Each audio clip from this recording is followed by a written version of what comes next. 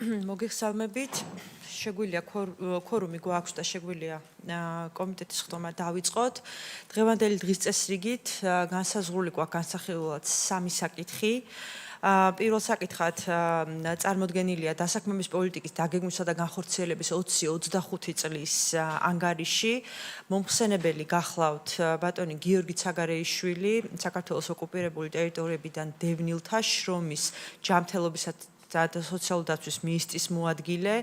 მეორე საკითხად განსახილველად გვაქვს წარმოდგენილი საქართველოს მთავრობის საკანონმდებლო ინიციატივის წესით მომზადებული საკანონმდებლო ცვლილებები ატმოსფერული ჰაერის დაცვის შესახებ საქართველოს კანონში. მომხსენებელი გახლავთ ბატონი ზურაბ ეზუგბაია, გარემოსა და სოფლის მეურნეობის მინისტრის მოადგილე. ბატონი ზურაბივე წარმოადგენს საქართველოს მთავრობის მიერ საკანონმდებლო ინიციატივის წესით მომზადებულ კიდევ ერთ საკანონმდებლო ცვლილებას დაცული ტერიტორიების სისტემის შესახებ კანონში.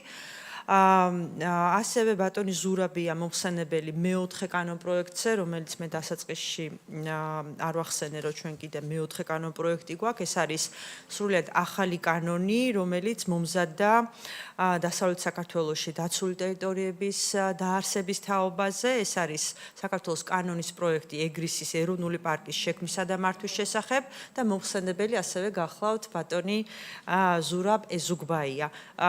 მინდა კომიტეტის წევრებს ვთხოვო, რომ რადგან პირველი საკითხის მომხსენებელი სხვა შეხვედრაზე გახლავთ და ის გზაშია, გადავანაცვლოთ დღის წესრიგით განსაზღვრული საკითხები. გთხოვთ დღის წესრიგს დამცველებებს ხარი დაუჭიროთ. დიდი მადლობა და ახლა მინდა ბატონ ზურაბს ვთხოვო, რომ წარმოადგინოს პირველი კანონპროექტი ატმოსფერული ჰაერის დაცვის შესახებ საქართველოს კანონში ცვლილებები. გთხოვთ ბატონ ზურაბ.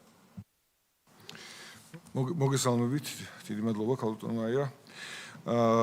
ატმოსფერული ჰაერის დაცვის შესახებ საქართველოს კანონში ცვლილების შეტანის თაობაზე კანონპროექტი გვაქვს წარმოდგენილი. ამ კანონპროექტის თაობაზე მისი მთავარი ასპექტები პირველი მოსმენის წარდგენის დროს უკვე ქონდა მითითებული, ხაზგასმული, ვითანამშრომლობთ ბუნებრივია კომიტეტთანაც ფორმულირებებზე და ამ საკითხების დასაბუთებულობაზე. შეხსენებისთვის უბრალოდ ვიტყვით, რომ სერტიფიცირებულ პირთა ჩამონათვალს ემატება საჯარო დაწესებულების კატეგორია, რომელიც მიცემს საშუალებას უკვე ჩვენ საჯარო დაწესებულებს და მათ პერსონალს გაიარონ სათანადო კვალიფიკაციის კურსები, მიიღონ შესაბამისი სერტიფიკატი და საჭიროების შემთხვევაში თავის ასე ვთქვათ სისტემებს მოემსახურონ საკუთარი ძალებით. და მეორე საკითხი არის არამეწარმე ფიზიკური პირების გამონაკლისში გამოყვანა იმ ვალდებულების მხრივ, რომელიც გულისხმობდა 3 კილოგრამი ან 3 კილოგრამზე მეტ მონრეალის ოქმით გათვალისწინებულ ნივთიერებებზე მომუშავე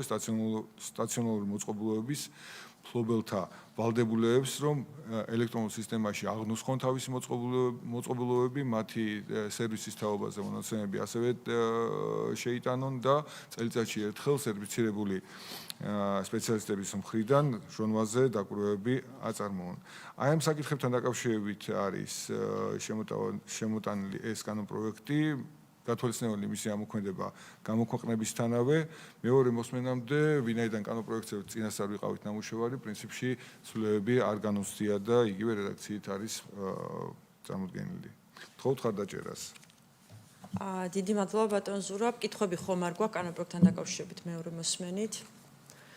კითხვები არ არის, გამომდინარე იქიდან, როგორც ბატონ ზურაბმა თქვა, პრაქტიკულად პირველი მოსმენისთვის კანონპროექტი მუხლობრივათაც კი გავიარეთ, კითხვები არ გვაქვს. მაშინ მინდა გთხოვოთ კომიტეტის წევრებს, რომ დაუჭიროთ საკანონმდებლო ცვლილებებს, რომ მეორე მოსმენით საქართველოს პარლამენტის სესიაზე იქნეს გატანილი, ვინ არის მომხრე? დიდი მადლობა. ბატონ ზურაბ, გთხოვთ წარმოადგინოთ მეორე კანონპროექტი, ეს არის დაცული ტერიტორიების სტატუსის შესახებ საქართველოს კანონში ცვლილებები. კი ბატონო. დაცული ტერიტორიების სტატუსის შესახებ საქართველოს კანონში ცვლილების შეტანის თაობაზე კანონპროექტს წარმოგიდგენთ მეორე მოსმენით. ამ კანონპროექტით არის გათვალისწინებული გარდამნის აღკვეთილის ესე იგი საზღვრების კორექტირება და მის ფარგლებში მოქცევა იმ უნიკალური ზონის, რომელიც ხდება მდინარე მტკვრის მარცხენა სანაპიროზე და წარმოდგენილია ჭალის ტყის მასივებით. ეს ჭალის ტყის სივრცე მასივი იძლევა საუკეთესო შესაძლებლობას ხელშეწყობის შემთხვევაში მისი აღდგენისთვის, ამიტომ გარდამტის აღკვეთილს ემატება 42.3 ჰექტარი ტერიტორია.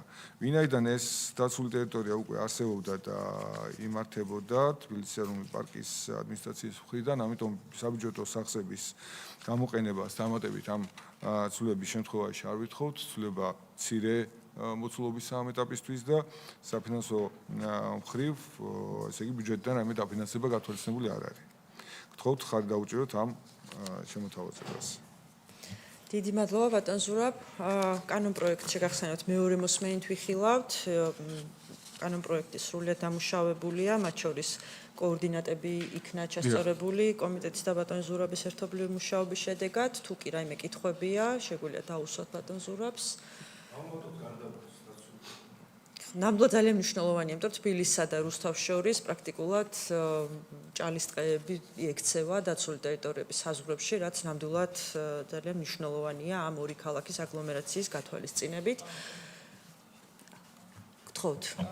კი, ბატონო ზურაბ, მე რუკის მოტანა გთხოვეთ წინა კომიტეტზე, იმიტომ რომ ქალბატონმა მაიამაც გააჟღერა, რომ ეს ტერიტორია არის თბილისსა და რუსთავს შორის, თუმცა კოორდინატებით ეს ტერიტორია თბილისსა და რუსთავს შორის არ არის.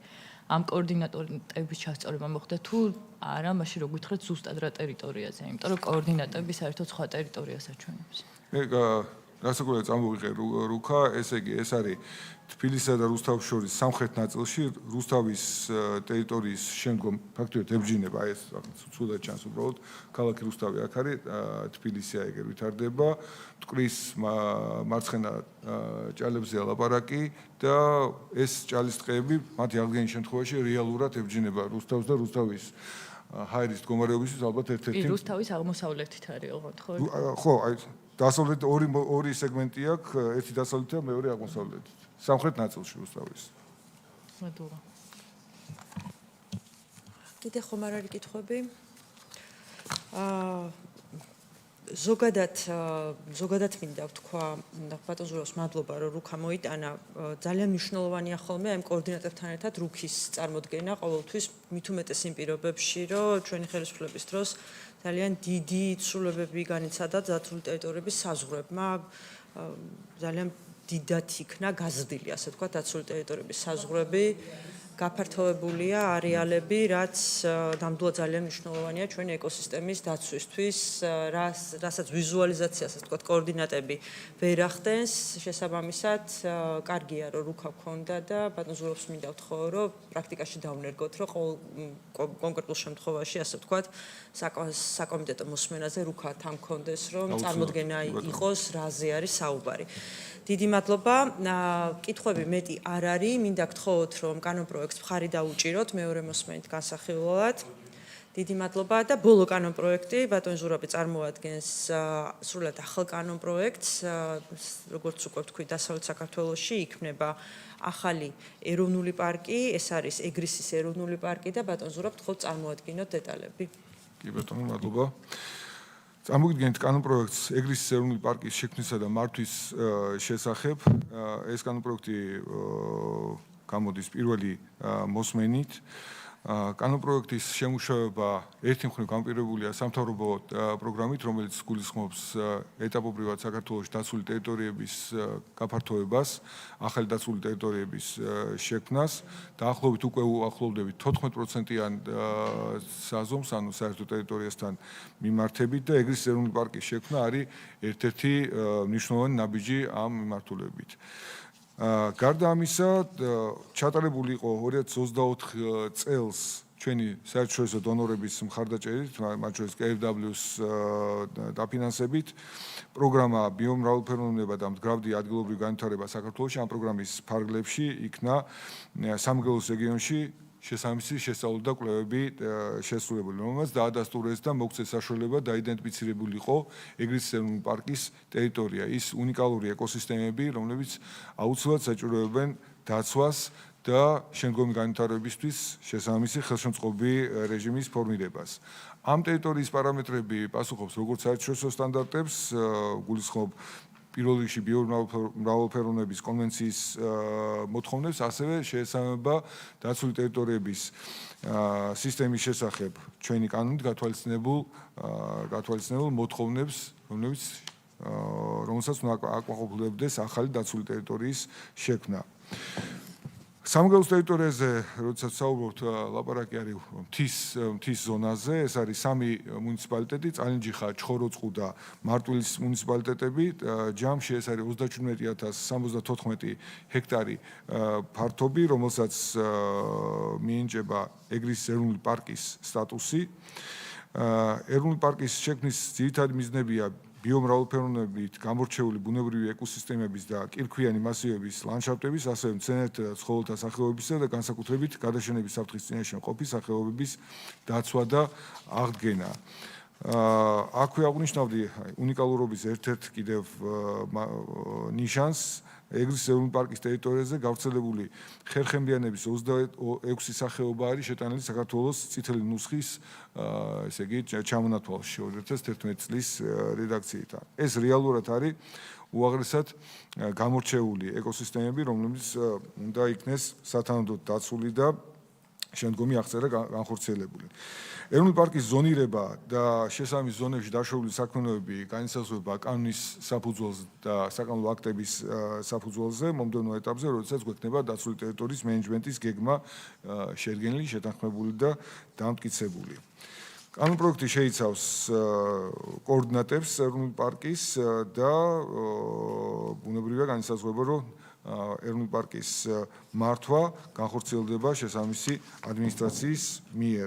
კანონპროექტის ამოქმედება გათვალისწინებულია 2027 წლის 1 იანვრიდან. კომიტეტთან მუშაობის შედეგად ჩვენ არ მარტო ტექსტზე ვიმუშავებთ, არამედ დიდი ნაწილი ძალისხმევის იყო მიმართული იმაზე, რომ კოორდინატები გასწორებული იყო, და ამ კოორდინატებიდან მაქსიმალურად ამოვრიცხეთ ყველა სალიცენზიო უბანი ან ის ზონები, სადაც ინფრასტრუქტურული პროექტები უკვე შესრულებული იყო და იყო, თქვათ, ელექტროგადამცემი ხაზები, ასევე ის ზონები, სადაც ეს პროექტები შეიძლება სამომავლოდ იქნეს განხორციელებული. შესაბამისად, შემსუბუქდა კანონპროექტის მე-6 მუხლის რედაქცია, სადაც გამონაკლისში დაგვრჩა მხოლოდ ერთი კატეგორია ლიცენზიის, რომელიც კონკრეტულ კოორდინატებს არ შეიცავს და გამონარევებს იმ სიტეს ლიცენზიების ერთ-ერთ სახეობას გულისხმობს. კანონპროექტს ახლავს განმარტებით ბარათში საფინანსო ეკონომიკური დასაბუთება, ადმინისტრაციის შექმნა დასჭირდება როგორც მატერიალურ-ტექნიკური ბაზის ფორმირება, ასევე შესაბამისი პერსონალის შერჩევა, მომზადება და დაკომპლექტება. ამიტომ 4 წლიან პერსპექტივაში ამ დაცულ ტერიტორიაზე იქნება დახარჯული 2.694.720 ლარი. მომდევნო წლის ბიუჯეტში გათვალისწინებული გვექნება 700.000 ლარამდე 648.680 ლარი, როგორც ახლა დღესდღეობით განმარტებით ბარათის მიხედვით ჩვენ შეგვიძლია დავინახოთ. 22 საშტატო ერთეული შეიქმნება დაცული ტერიტორიის ადმინისტრაციის კუთხით, გაწერილია განმარტებით ბარათში მათი ფუნქციონალური დატვირთვა და ეს საშტატო რიცხოვნება მთლიანად დაფარავს იმ საჭიროებებს, რაც ეროვნული პარკის ადმინისტრებას დასჭირდება.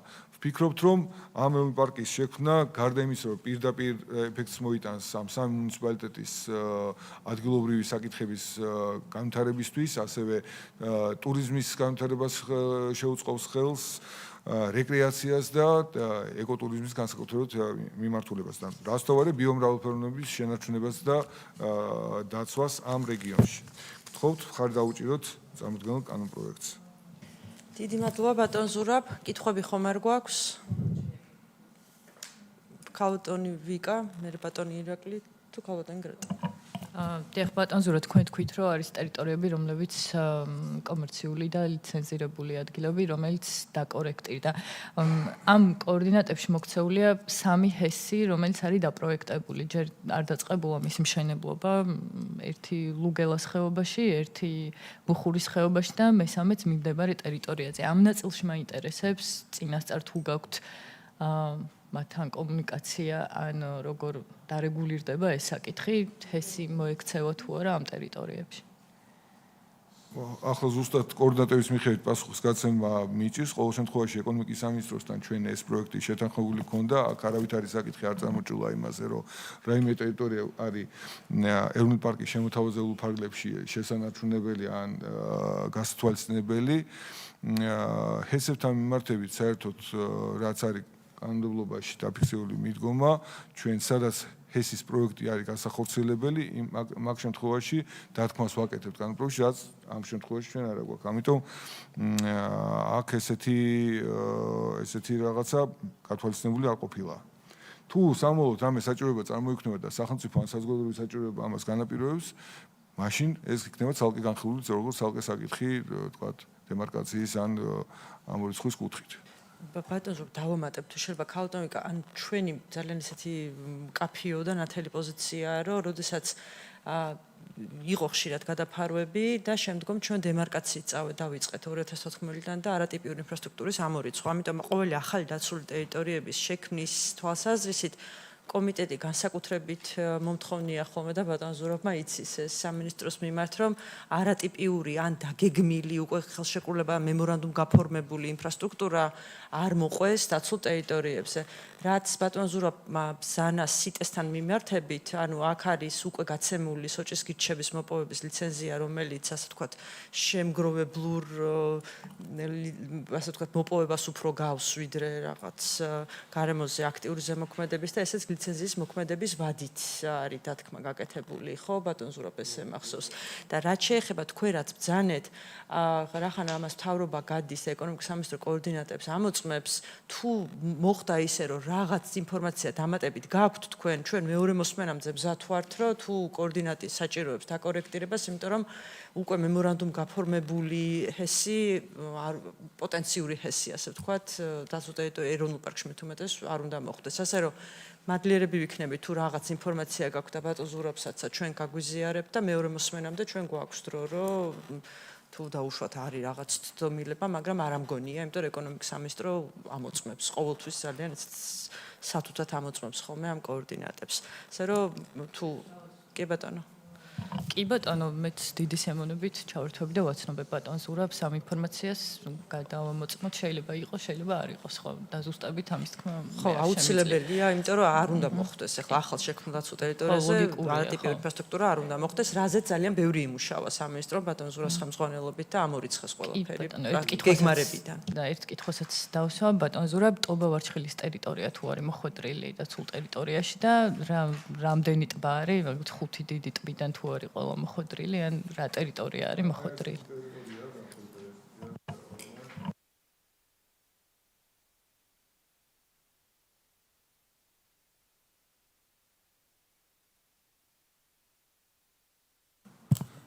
დიახ, დაფარულია ეს ერთიანი ტერიტორია სამ მუნიციპალიტეტის მთიან ზონას მოიცავს ეს კოორდინატები და ტობა-ვარჩხილის ზონა არის განლაგებული აქ ცენტრში და ბუნებრივია ისიც განსაკუთრებული დაცვის ზონის ქვეშ უნდა იყოს.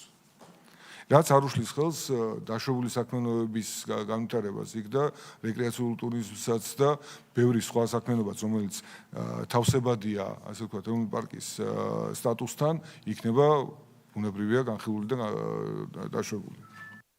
მადლობა, ბატონო ირაკლი.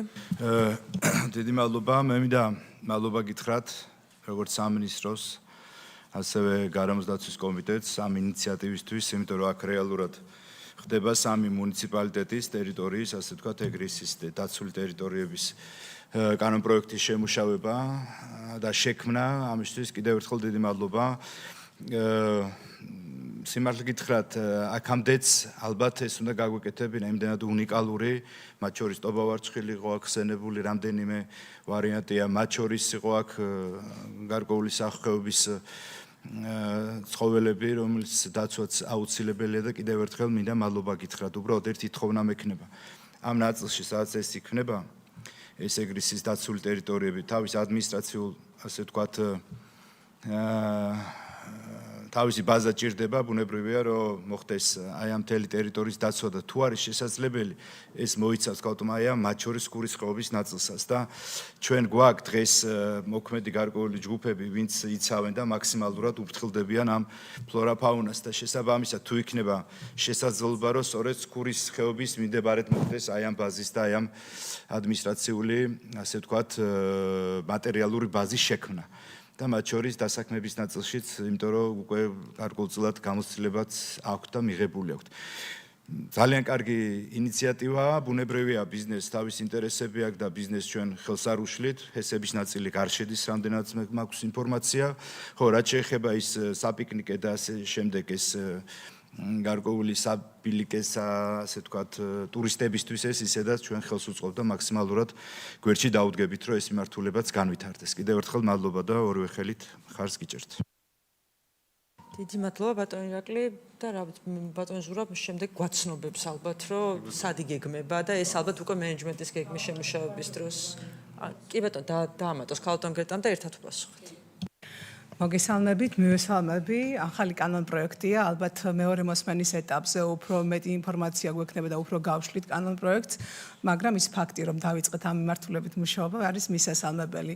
ტობა-ვარშხილთან დაკავშირებით ითქვა და დავამატებ, მართლაც უნიკალურია და დღესაც ადიან ტურისტები და არაჩვეულებრივი გარემო არის და როდესაც ხელს შეუწყობს სახელმწიფო და უფრო მოქნილი იქნება იქ ტურისტის მისვლა იქნება მისასალმებელი. თქვენ აღნიშნეთ, რომ 2 მილიონი არის გათვალისწინებული 4 წლის განმავლობაში. ეს შეიცავს 3 მუნიციპალიტეტს, ეს ზოგადად ტერიტორია და ეხლა სამივე ერთდროულად დაიწყება თუ რაღაც ეტაპები იქნება და იქნება თუ არა იქ ჩართული და გათვალისწინებული უნდა იყოს ადგილობრივებიც არიან დღესდღეობით ეხმარებიან ტურისტებს გადაადგილებაში და ეს ფაქტორი როგორ იქნება ამ წლების განმავლობაში გათვალისწინებული. რა თქმა უნდა, ხელს შეუწყობენ დაიცავენ კიდევაზე, შეეხედებიან კიდევაც მთელ რიგი მიმართულებით. მადლობა და წარმატებები აღნიშნულ პროექტს, იმიტომ რომ გულშემატკივრობთ ჩვენ ეგრისის ეროვნულ პარკს. დიდი მადლობა ქალბატონ გრეტა, ბატონ ზურაბ გთხოვთ რომ უპასუხოთ. დიდი მადლობა შეკითხვებისთვის, კომენტარებისთვის და ხარდაჭერისთვის. რასაკვირველია ჩვენ მეორე მოსმენისთვის მე წარმოგიდგენთ უფრო დეტალურ ინფორმაციას პოტენციური ჰესების საპროექტო ტერიტორიების თაობაზე, რომელიც წესით ამ კოორდინატებში არ უნდა ხდებოდეს.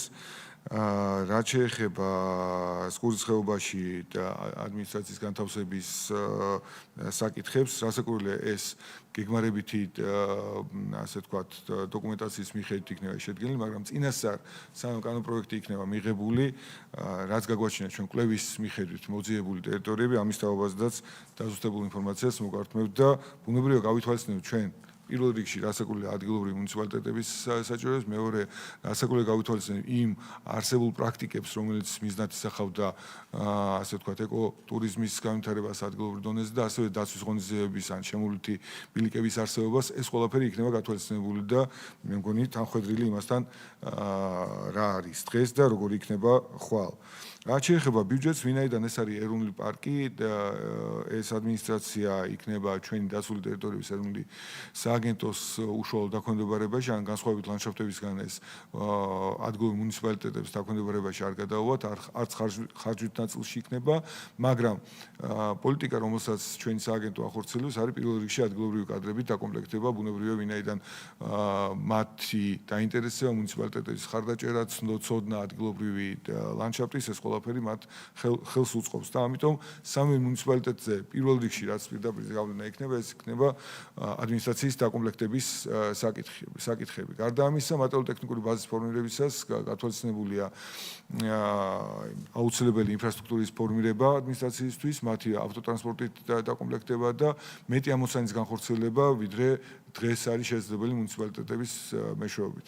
თანამშრომლობა მუნიციპალიტეტებთან იქნება ძალიან ესეთი ასე ვთქვათ ჩვენი ფოკუსის ქვეშ მენეჯმენტის გეგმის დამუშავების პროცესში და მათთან კონსულტაციით დაიგეგმება შემდგომი ღონისძიებები ამ ეროვნული პარკის განვითარების კუთხით. ამიტომ ამ მხრივ მე მგონი ცენტრალური ბიუჯეტის კონტრიბუცია ადგილობრივი საზოგადოების განვითარებისთვის იქნება თანხვედრილი მათ სურვილებთან, მე მგონი. ძალიან დიდი მადლობა. კიდევ ხომ არ არის კითხვები? კითხვები არ არის, მაშინ მინდა კომიტეტის წევრებს ვთხოვო, რომ პირველი მოსმენით კენჭი უყაროთ აღნიშნულ კანონპროექტს. ძალიან დიდი მადლობა. დიდი მადლობა ბატონ ზურაბ. ახლა მინდა მივესალმო ბატონ გია ცაგარეიშვილს, განსაკუთრებით ბატონ გია, მით უმეტეს ჩვენი კომიტეტის ყოფილი თავმჯდომარეა და შესაბამისად მისწვა ძალიან საინტერესო იყო ახალი კანონპროექტების მოსმენა, განსაკუთრებით დაცული ტერიტორიების შექმნისა და გაფართოების კუთხით. ბატონ გია, გთხოვთ წარმოადგინოთ საკითხი დასაქმების პოლიტიკის დაგეგმვისა და განხორციელების ანგარიში. ასე ვთქვათ, ანგარიში, რომელიც მათ შორის ჩვენი კომიტეტისთვის განსაკუთრებით მნიშვნელოვანია, როდესაც ბატონ გია გახლავდათ პარლამენტის წევრი, წინამოწვევის პარლამენტში, ბატონ გიას ინიციატივით ჩატარდა რამოდენიმე კომიტეტის გაერთიანებული მოკვლევის ანგარიში მომზადდა, რომელიც განსაკუთრებით მნიშვნელოვანი იყო მათ შორის ჩვენი კომიტეტისთვის და იმ სპეციალობებისთვის და იმ ადამიანებისთვის, რომლებიც გარემოს დაცვა და ბუნებრივი რესურსების სფეროში ან მუშაობენ, ან უნდა დასაქმდნენ. შესაბამისად ძალიან საინტერესო იქნება ბატონ გიას ანგარიში, ვფიქრობთ, განსაკუთრებით ჩვენი კომიტეტის წევრებისთვის. გთხოვთ ბატონ გია. კი ბატონო. პირველ რიგში მოგესალმებით. ქალბატონო მაია, ქალბატონებო, ბატონებო, პარლამენტის წევრებო. რა თქმა უნდა, ყოველთვის სასიამოვნოა თქვენთან ურთიერთობა. ამჯერადაც ასეა.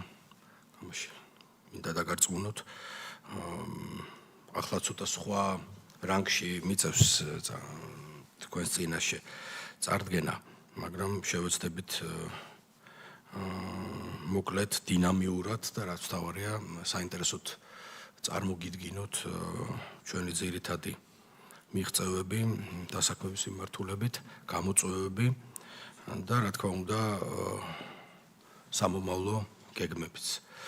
წარმოუდგენელი ანგარიში შესაბამისი წესით საქართველოს მთავრობის მიერ გამოიგზავნა საქართველოს პარლამენტში. მას ქვია დასაქმების პოლიტიკის დაგეგმვის და განხორციელების 25 წლის ანგარიში და თქვენ გექნებოდათ შესაძლებლობა გასწრებოდეთ ამ ანგარიშს. მე მხოლოდ მოკლე ვერსიას წარმოგიდგენთ ახლა, იმიტომ რომ თვითონ ანგარიში თითქმის 60 გვერდიანია. ამისთვის ჩვენ დრო ნამდვილად ვერ გვექნება კომიტეტის ხდომაზე. ძირითად აქცენტებზე ვისაუბრებ, როგორც თქვენ იცით, დასაქმების სააგენტო საქართველოში შრომის ბაზრის აქტიური პოლიტიკის განმახორციელებელი მთავარი ინსტიტუციაა და ჩვენი მიზანიც არის ერთგვარი ხიდის როლის შესრულება, დამაკავშირებელი როლის შესრულება სამუშაოს მაძიებელსა და დამსაქმებელს შორის და ეს არის ჩვენი ძირითადი მისია და ამ მისიას ემსახურება აღნიშნული უწყება, რომელიც ინტეგრირებულია, რა თქმა უნდა, საქართველოს ჯანდაცვის სამინისტროს სისტემაში. აქ ამ ანგარიში სხვა უწყებების სამინისტროების მიღწევებიც არის კონსოლიდირებული და ამასაც შეგიძლიათ გაეცნოთ. მე მხოლოდ დასაქმების ხელშეწყობის სახელმწიფო სააგენტოს საქმიანობაზე გავაკეთებ აქცენტს, რომელიც რა თქმა უნდა წამყვანია ამ მიმართულებით საქართველოში. თვითონ სააგენტო, მეტნაკლებად ახალგაზრდაა, შეიძლება ასე ვთქვათ, 20 წელს შეიქმნა, 20 წლის დასასრულს შემდეგ იყო კოვიდის პერიოდი საკმაოდ რთული, რა თქმა უნდა, ქვეყნისთვის და სააგენტოსთვისაც ბუნებრივია. აქ იყო ერთგვარი წყვეტა საქმიანობაში, დისტანციურად უწევდათ თანამშრომლების მუშაობა, ვერ ხდებოდა უშუალო კონტაქტი მხარეებთან, ანუ შრომის დასაქმების მაძიებლებთან და დამსაქმებლებთან, ბუნებრივია ეს ართულებდა პროცესს ერთგვარად. შემდეგ ნელ-ნელა ყველაფერი კალაპოტში მოექცა, ჩვენ დაუბრუნდით ჩვეულ რეჟიმს და უკვე 22 წლის ბოლოს 23 წლიდან სააგენტომ ნელ-ნელა დაიწყო აქტიურად მასზე დაკისრებული ფუნქციების შესრულება, განხორციელება. მე წარმოგიდგენთ ახლა 25 წლის მიღწევებს, ერთგვარ მიღწევებს. ძირითადი ფოკუსი ჩვენი იყო სერვისების და პროგრამების გეოგრაფიული გაფართოება, ეს აუცილებელია, რაც უფრო გაფართოებული იქნება ჩვენი სერვისები და ხელმისაწვდომი იქნება განსაკუთრებით რეგიონში მაცხოვრებელი ჩვენი თანამოქალაქეებისთვის მით უკეთესი, რა თქმა უნდა, ქვეყნისთვის და ზოგადად დასაქმების პოლიტიკაც ამ ჭრილში უნდა მოვიაზროთ, იქნება სერვისები ხელმისაწვდომი, იქნება რა თქმა უნდა უფრო მეტი დასაქმებული. ჩვენ შევეცადეთ გაგვეფართოებინა გეოგრაფია, გავსულიყავით ყველა მოწყვლად ჯგუფზე მაქსიმალურად. პროგრამის მორგება ბაზრის რეალურ მოთხოვნებზე ესეც ჩვენი ერთ-ერთი მთავარი მიზანი იყო და რა თქმა უნდა უწყების ინსტიტუციური გაძლიერება. რადგანაც პრიორიტეტი იყო სააგენტო სერვისების და პროგრამების ხელმისაწვდომობა ყველასთვის, გამომდინარე აქედან 9 ახალ მუნიციპალიტეტში ჩვენ შევიტანეთ ჩვენი სერვისები. აი რამდენიმე დღეში უკვე 26 წლის ანგარიშიც იქნება, მაგრამ წინსრებად შემიძლია ვთქვა რამდენიმე დღის უკან ცხეთათიანეთში გავხსენით ახალი ოფისი ჩვენი რეგიონალური და ამითი მოვიცავით მთელი საქართველო. საკმაოდ აქტიურად თანამშრომლობთ, ამასაც შემდეგ შევეხები, მაგრამ აქვე შემიძლია გითხრათ სოფლიო ბანკთან, საკმაოდ დიდი პროექტი არის და პროექტის ფარგლებში მათთან თანამშრომლობით ხდება და მიმდინარეობს სააგენტოს ინსტიტუციური გაძლიერება, იმ ახალი მექანიზმების და საშუალებების დანერგვა რეგიონებში განსაკუთრებით, რომელიც რაც შეიძლება ფართო ფენებზე გაგვიყვანს ჩვენი მოსახლეობის, რაც შეიძლება უფრო მოწყვლად ფენებზე გაგვიყვანს და ოფისების გახსნა ერთ-ერთი საკმაოდ მნიშვნელოვანი ელემენტია. ეს ხელს გვიწყობს იმაში, რომ ახლოს იყოთ ადამიანებთან, გამოვკვეთოთ მათი მთავარი საზრუნავი და დავეხმაროთ მათ აქტიურად დასაქმებაში, დავაკავშიროთ პირველ რიგში კომპანიებს, დამსაქმებლებს და შესაბამისად ამ სერვისების გამართვით ხელი შეუწყოთ რეგიონებში დასაქმების აქტიური კამპანიის წარმოებას. როგორც გითხარით, დღეს სააგენტო წარმოდგენილია ყველა რეგიონში, ზოგიერთ მუნიციპალიტეტში, 16 მუნიციპალიტეტში და რეგიონალურ ცენტრში.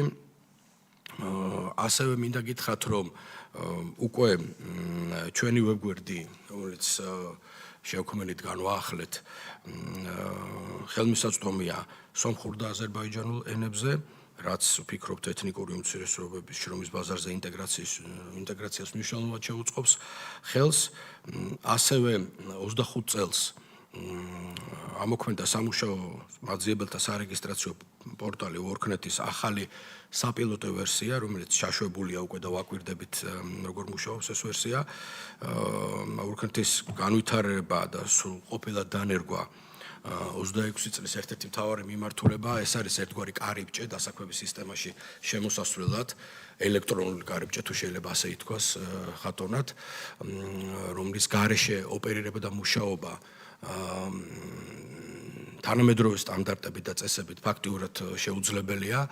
იცით, რომ ფაქტიურად ყველა მომსახურება არის უკვე დისტანციური, ჩვენც თავაზობთ ნელ-ნელა ჩვენ მოქალაქეებს ასევე დისტანციურ მომსახურებას, WorkNet-ის აქტიურ გამოყენებას, საკმაოდ მარტივად გვინდა წარმოვიდგინოთ ეს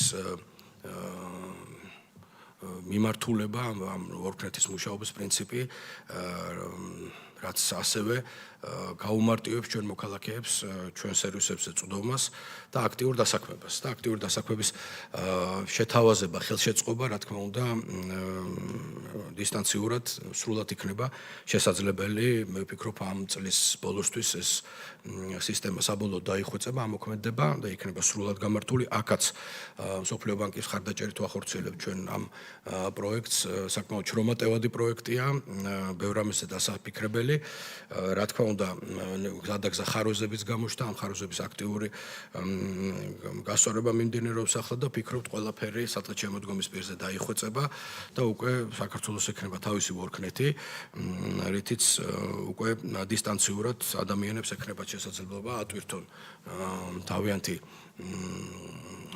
ეგრეთ წოდებული CV-ები, იმუშაონ დისტანციურად კონსულტანტებთან და ეს რა თქმა უნდა უფრო გაადვილებს დასაქმების პროცესს. 25 წელს მოქალაქეთა მომართვიანობა არის საკმაოდ გაზრდილი 59%-ით და სარეგისტრაციო პლატფორმაზე 13,000-ზე მეტი ახალი მაძიებელი დარეგისტრირდა. ხაზგასასმელია და მისასალმებელია განსაკუთრებით, რომ გაიზარდა ქალების და ახალგაზრდების აქტივობა რეგისტრირებულთა შორის 62% ქალია და 13.4% ახალგაზრდა. ეს სერვისების განვითარება მათ შეუწყო ხელი ამას, ბუნებრივია და აქტიური შრომის პოლიტიკის განხორციელებამ მუდმივმა გასვლებმა რეგიონებში, მასობრივმა გასაუბრებებმა, რა თქმა უნდა, ეს მომართვიანობა გაზარდა. ცნობადობა სააგენტოსი აუცილებლად გასაზრდელია და ადამიანებმა უნდა იცოდნენ, რომ მათ ყავთ გულშემატკივარი,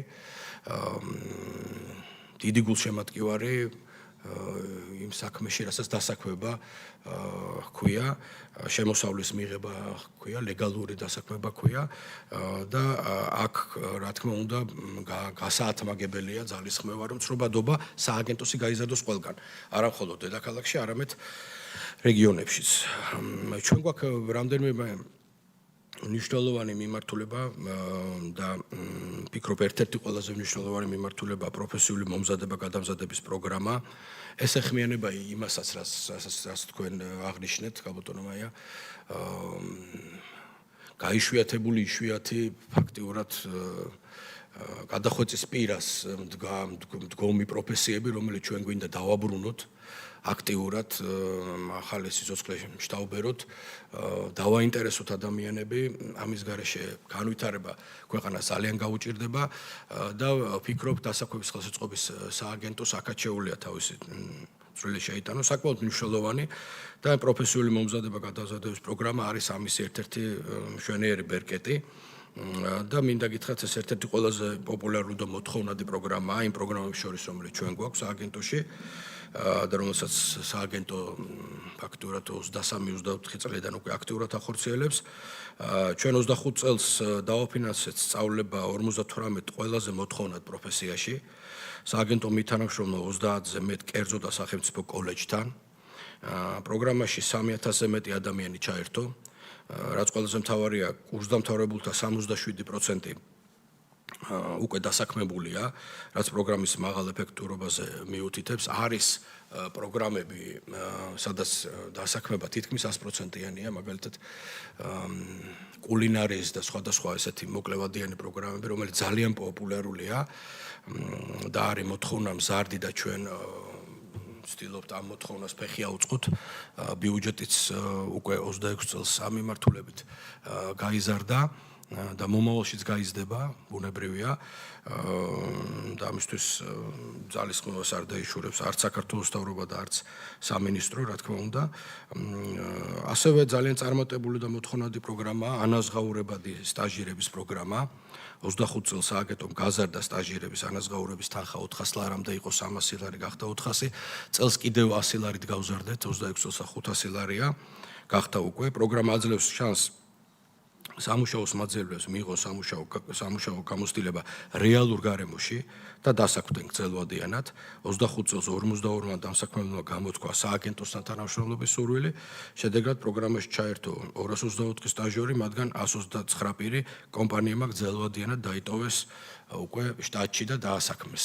ეს ძირითადად ეხება ახალგაზრდა ადამიანებს, ძირითადად, თუმცა აქ ჩვენ ასაკობრივი ზღვარი არ გაგვაჩნია, ნებისმიერ ადამიანს შეუძლია მოგმართოს და სტაჟირების პროგრამაში ჩაერთოს. ჩვენ 26 წელს ცოტა უსწრებ ხოლმე მოვლენებს. 26 წელს დავამატეთ მაღალმთიან რეგიონებში სტაჟირების სუბსიდირების პროგრამა. უკვე გამოჩნდნენ პირველი ბენეფიციარებიც, პირველი მსურველებიც და აქტიურად თანამშრომლობთ იმ კომპანიებთან, რომლებიც მაღალმთიან რეგიონებში ანვითარებენ საკუთარ ბიზნესს. აწარმოებს საქართველოსთან არის ერთგვარი გადაძახილი ეს ჩვენი ნოვაცია და გვინდა რომ სხვადასხვა უწყებებთან, განათლების სამინისტროსთან, მათ შორის ეკონომიკის სამინისტროსთან აქტიური თანამშრომლობით შევთავაზოთ აქ ამ მიმართულებით მაღალმთიანი რეგიონების მაცხოვრებლებს ახალი პროგრამები საკმაოდ საინტერესო, რომელიც დაამაგრებს ადამიანებს მაღალმთიან რეგიონებში. სააგენტო აქტიურად თანამშრომლობს კერძო სექტორთან, ამის გარეშე უბრალოდ ჩვენი საქმიანობა წარმოუდგენელიც არის. ჩვენ გვაქვს რამდენიმე საშუალება ადამიანების დასაქმებისა, მოზიდვისა ამ ბაზარზე. ერთ-ერთი საშუალება ამგვარი არის ფორუმები, დასაქმების ფორუმები, რომელსაც ჩვენ აქტიურად ვიყენებთ, დავახორციელებთ ამ ფორმას და წინა წელს ბევრი ამგვარი ფორუმი ჩატარდა 25 წელს 800-ზე მეტ დამსაქმებელთან ვითანამშრომლეთ და სისტემაში 14600-ზე მეტი ვაკანსია აიტვირთა. ჩატარდა 6 მასშტაბური დასაქმების ფორუმი, რომელსაც 900-ზე მეტი სამუშაოს მაძიებელი დაესწრო. საინტერესოა რომ ფორუმების შედეგად დასაქმების მაჩვენებელი 20%-ით გაიზარდა წინა 24 წელთან შედარებით. ყოველწლიურად უფრო პოპულარული ხდება ეს ფორმატი, როგორც დამსაქმებლებში, ასევე სამუშაოს მაძიებლებში. ჩვენ გვინდა ერთგვარად გავახალისოთ ხოლმე ესეთი ფორუმები, ვატარებთ დიდ შეხვედრებს მეწარმეებთან, ლექციებს ვატარებთ, სამუშაო შეხვედრებს ვატარებთ იმისთვის რომ საინტერესო იყოს ადამიანისთვის ფორუმი მოვიდეს მოიძიოს სამუშაო ადგილი დასაქმდეს და იქვე ძალიან ბევრი ფაქტიურად კონტაქტით შემდგარა რომელიც ბუნებრივია შემდგომში უკვე აქტიურ საქმიან ურთიერთობებშიც გადაზრდილა. ჩვენ ამ პროცესს რა თქმა უნდა თვალს ვადევნებთ, ისე წარმოიდგინეთ რომ ფორუმისთვის დარჩება, ჩატარდება და აქ წერტილს დავუსვავთ, რა თქმა უნდა მივყვებით ნებისმიერ დარეგისტრებულ ადამიანს, რომელიც ჩვენთან მოდის და სურვილისამებრ რა თქმა უნდა კონსულტირებას ვაგრძელებთ, პროფილირებას ვაგრძელებთ და ეს ყველაფერი ხშირ შემთხვევაში დასაქმებით სრულდება. საკმაოდ რთული პროცესია, საკმაოდ შრომატევადი პროცესია, ამიტომ აქ ადამიანებს სჭირდებათ განსაკუთრებული უნარჩვევები, მე ჩვენთან დასაქმებულ ადამიანებზე ვსაუბრობ ახლა და რა თქმა უნდა, წლიდან წლამდე ეს უნარები იმ ადამიანებში, რომლებიც სააგენტოში მუშაობენ, იხვეწება, ეს ეტყობა კიდევაც ამ მომართვიანობას და დასაქმებულთა საერთო რაოდენობას. სააგენტო აქტიურად აგრძელებს თანამშრომლობას საერთაშორისო პარტნიორებთან, მსოფლიო ბანკთან, გაეროსთან, შრომის საერთაშორისო ორგანიზაციასთან, იუნისეფთან და სხვა ორგანიზაციებთან. გვაქვს ფაქტიურად ყოველდღიური ურთიერთობა. ამის შედეგად წინა წელს დამტკიცდა და წელს ძალაში შევიდა 36 თვიანი საგრანტო პროექტი, რომელიც $1 მილიონ მეც მოიცავს.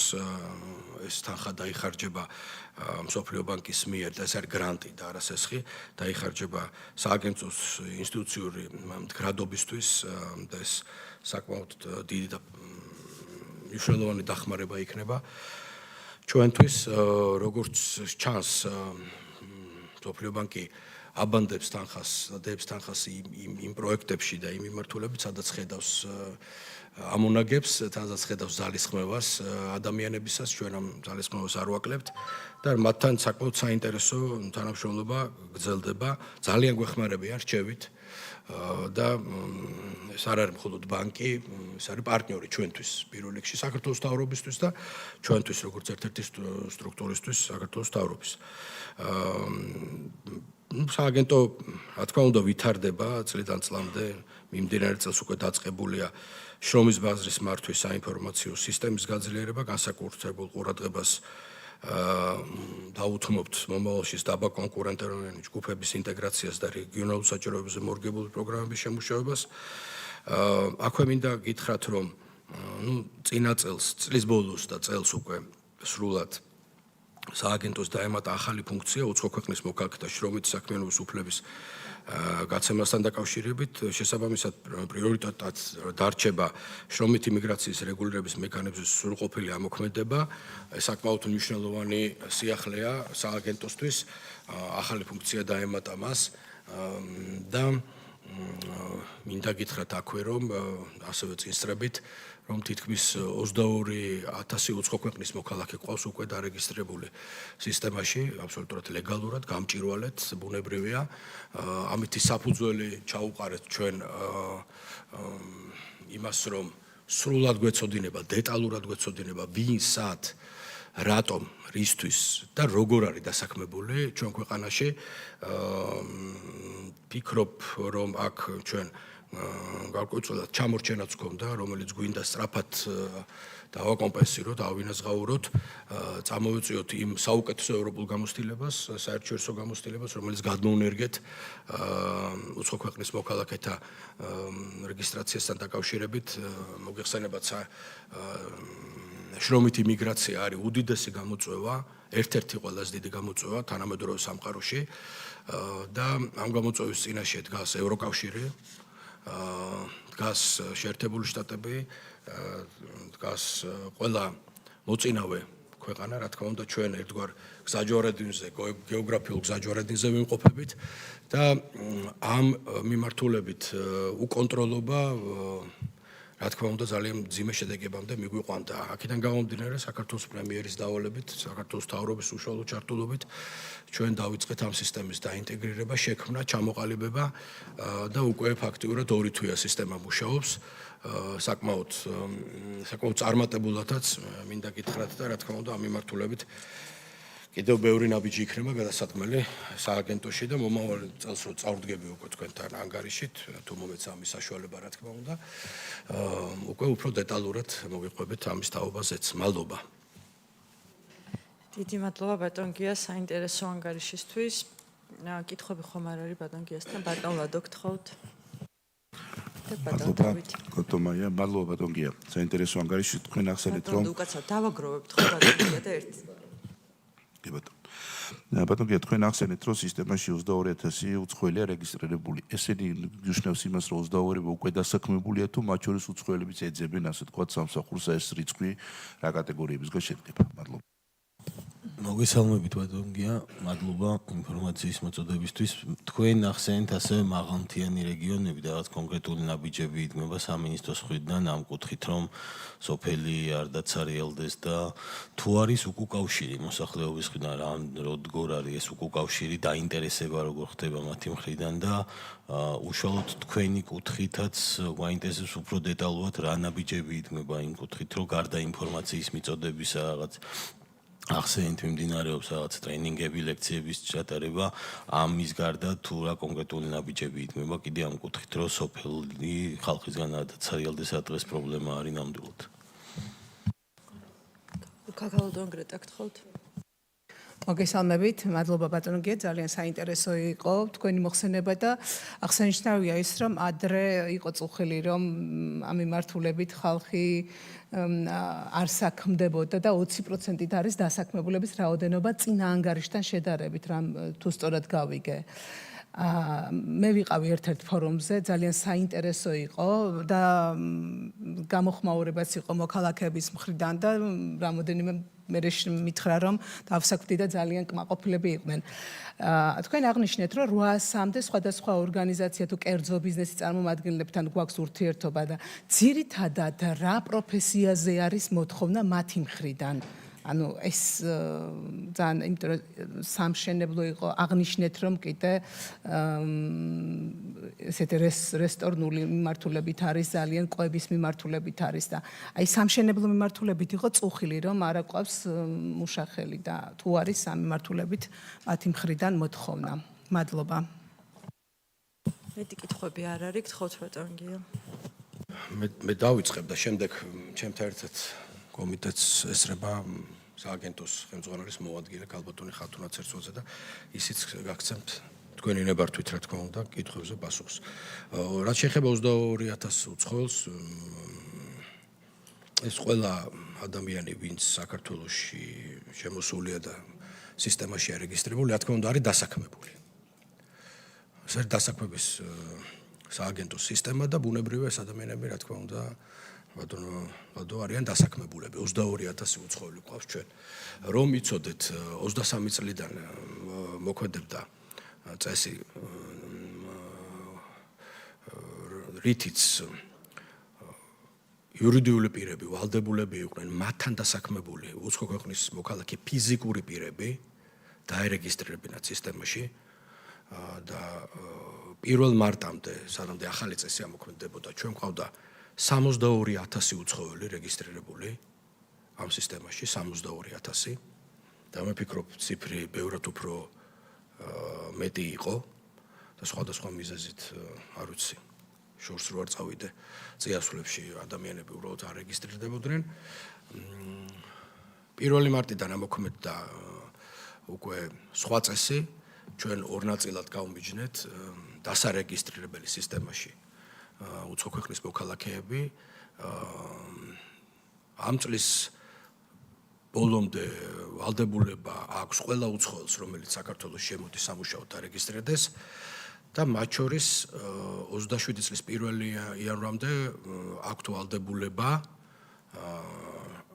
აი 62,000 ვინც აღნიშნე ისინი დარეგისტრირდნენ სისტემაში ანუ 62-ს პლუს უნდა ვიფიქროთ და უნდა ვიგულისხმოთ აქამდე ვინც დარეგისტრირებული იყო მათი 95% იყო თვით დასაქმებული ანუ არა იმ 62,000 ადამიანიდან არა იმ 62,000 ადამიანიდან არამედ იმის ზემოთ და ახლა ველოდებით დანარჩენ 62-ს და უფრო მეტსაც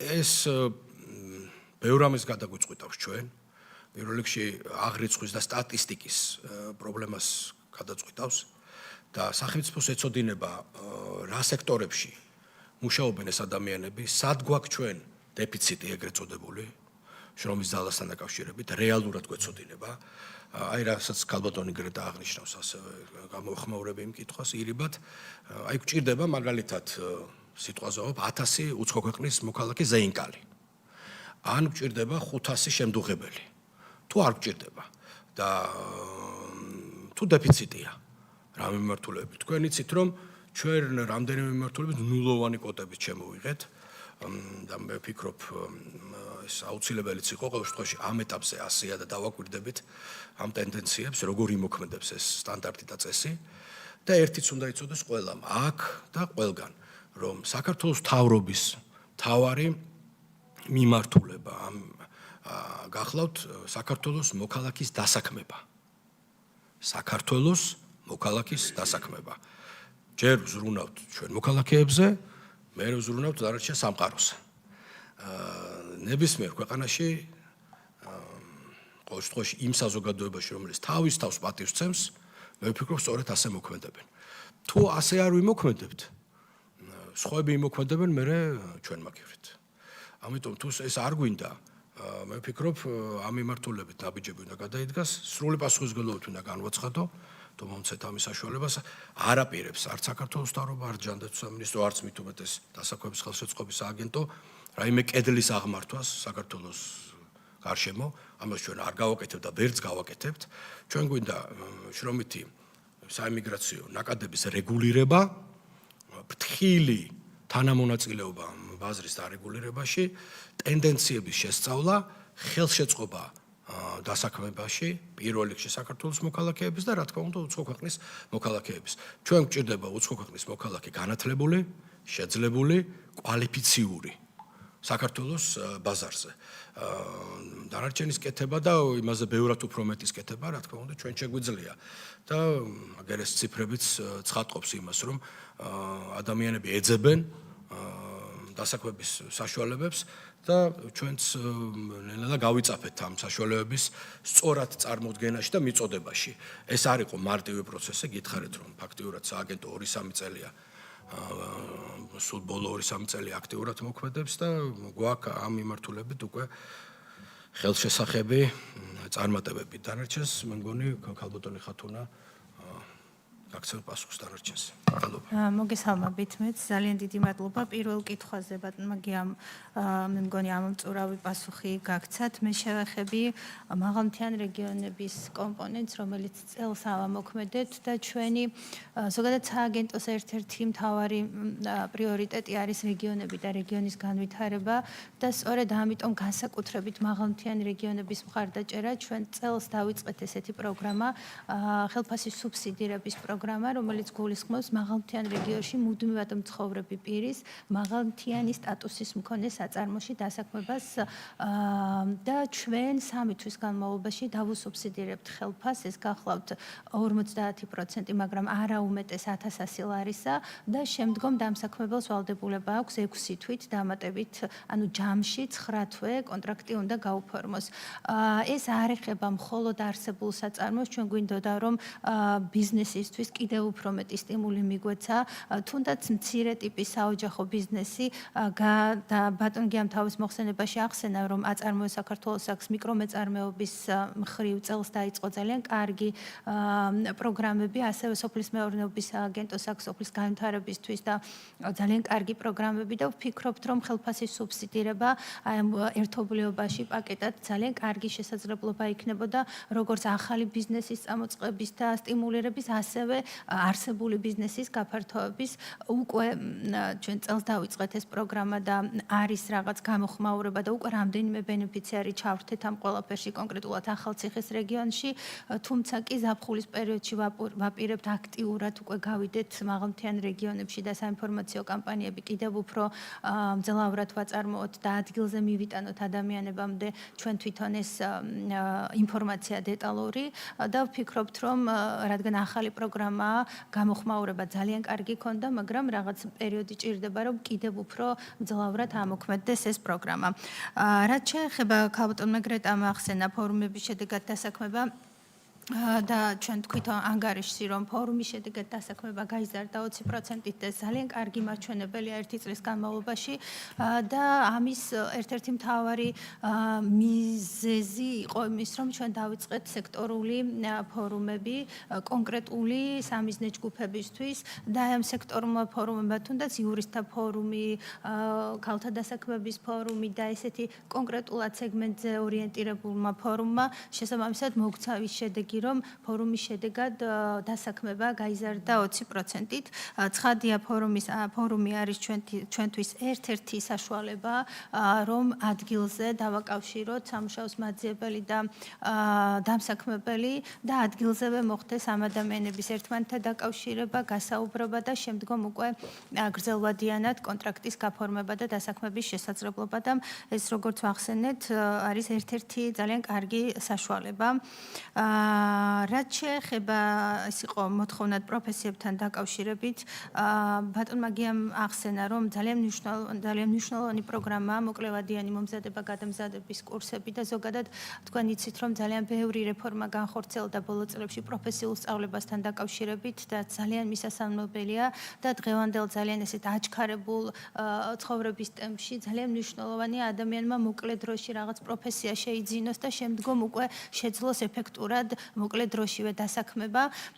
ჩვენ განათლების სამინისტროსთან ცხადია ძალიან კონსტრუქციულად, ძალიან წარმატებულად და ძალიან მჭიდროდ ვთანამშრომლობთ და განსაკუთრებული მოთხოვნა და ძალიან პოპულარული არის მიმართულებები, ეს ეხება ესთეტიკურ მიმართულებას, ეს ეხება კულინარიას, კონდიტერიას, იქნება თუ ასე შემდეგ, თუმცა კი არის პროფესიები, რომელიც შეიძლება არ იყოს ესეთი ძალიან პოპულარული, მაგრამ ძალიან მოთხოვნადია და საჭირო ლოჯისტიკური მიმართულებით, ასევე ძალიან და სასაწყობე მიმართულებით, ასე ძალიან მნიშვნელოვანია ახალი პროგრამა, რომელიც დავიწყეთ ძიძის პროგრამასთან დაკავშირებით, სერტიფიცირებული შარშან გადავამზადეთ უკვე ამ მიმართულებით და სამშენებლო მიმართულებითაც ცხადია და ამ მიმართულებით ჩვენ ცხადია კიდევ უფრო მეტად ვაპირებთ არეალის გაფართოებას, კიდევ უფრო მეტ ბიუჯეტირებას და ძალიან მნიშვნელოვანი და წარმატებული პროგრამა არის ეს პროგრამაც. მადლობა ძალიან დიდი.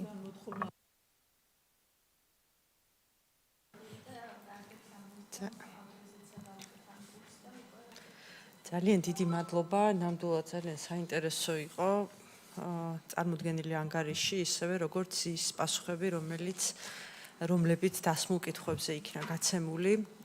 ძალიან დიდი მადლობა მინდა უთხრა მოხსენებლებს, ბატონ გიას, სააგენტოს წარმომადგენელს და წარმატებები გისურვოთ თქვენ ძალიან მნიშვნელოვან საქმეში. კომიტეტის წევრებს მინდა ვთხოვო, რომ ცნობად მივიღოთ წარმოდგენილი ანგარიში. დიდი მადლობა. ამით ჩვენი კომიტეტის დომა დასრულებულია. დიდი მადლობა ყველას.